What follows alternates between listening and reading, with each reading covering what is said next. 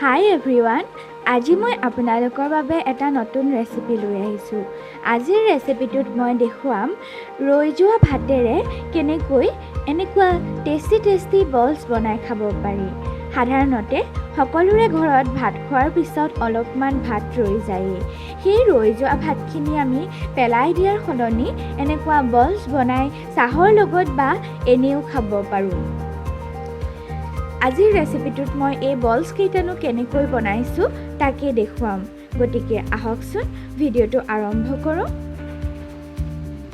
ৰৈ যোৱা ভাতেৰে বলছ বনাবৰ বাবে প্ৰথমে আমাক লাগিব একাপ ভাত,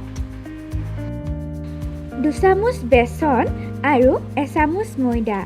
আপোনালোকৰ ওচৰত যদি বেচন আৰু ময়দা নাই তেতিয়াহ'লে পিঠাগুড়ি ব্যৱহাৰ কৰিব পাৰে, তেতিয়াও খুব ভাল হয়। 2টা মিডিয়াম সাইজৰ বইল কৰি লোৱা আলু,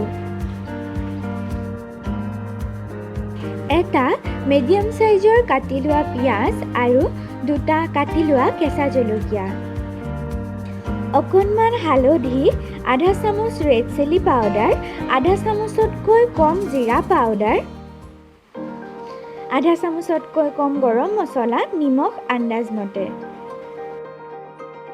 2 চামুচ নেমুৰ ৰস।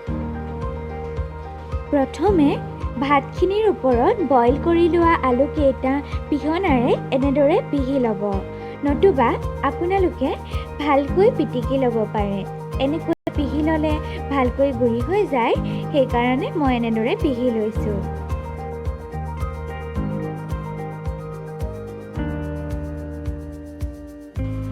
এইখিনি পিহা হৈ গৈছে।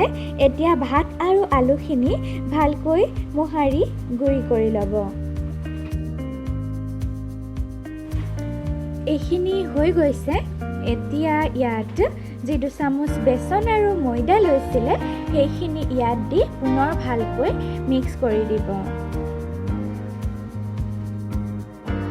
এইখিনি মিক্স কৰি থাকোঁতে যদি বেছি শুকান যেন লাগে তেতিয়া তাত অকণমান পানী দি দিব পাৰে। মই ইয়াত অলপ দি দিছোঁ। তাৰপিছত ইয়াত যিখিনি পিঁয়াজ আৰু জলকীয়া কাটি লৈছিলে সেইখিনি দি দিব। তাৰপিছত অলপ সানি লৈ ইয়াত যিখিনি নিমখ আৰু মছলা লৈছিলে সেয়াও দি দিব।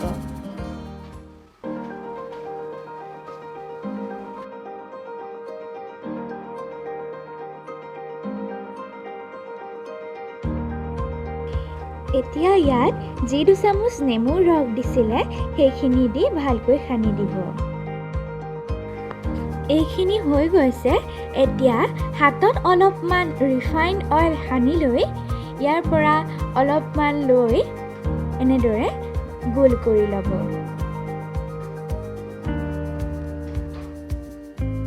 এয়া চাওক, এইটো হৈ গৈছে। মই আৰু এটা বনাই দেখুৱাম।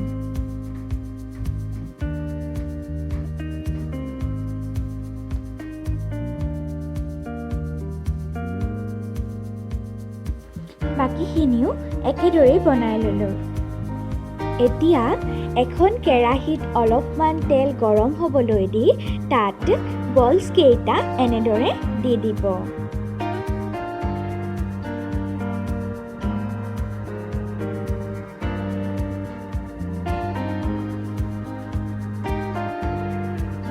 তাৰ পাছত এইকেইটা লাহে লাহে লৰাই থাকিব আৰু গেছটো মিডিয়াম ল' ফ্লেম কৰি ৰাখিব।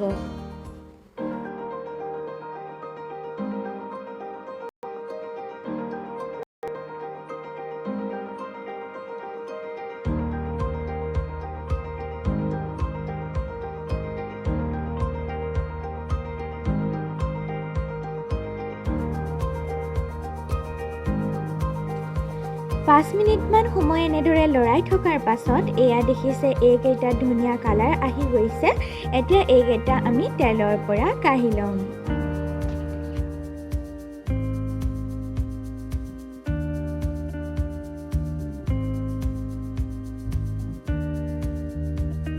বাকী যিকেইটা থাকিলে সেইকেইটাও একেদৰে ভাজি ল'ম।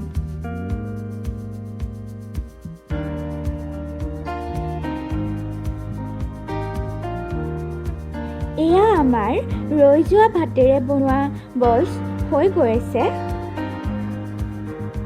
এটা মই আপোনালোকক ওচৰৰ পৰা দেখাই দিছোঁ, চাওক কিমান সুন্দৰ হৈছে। এনেদৰে আপোনালোকে ঘৰত কেতিয়াবা বনাইছেনে বাৰু? যদি নাই বনোৱা এনেদৰে বনাই চাবচোন, আৰু যদি বনাইছে কেনেকুৱা লাগিল খাই মোক কমেণ্ট কৰি জনাব। আৰু মোৰ এই ভিডিঅ'টো চাই কেনেকুৱা পালে সেয়াও কমেণ্ট কৰি জনাবলৈ নাপাহৰিব। যদি ভিডিঅ'টো চাই ভাল লাগিলে লাইক আৰু শ্বেয়াৰ কৰিব, আৰু যদি আপুনি প্ৰথমবাৰৰ বাবে মোৰ চেনেলটো চাইছে তেতিয়াহ'লে ছাবস্ক্ৰাইব কৰিবলৈ নাপাহৰিব।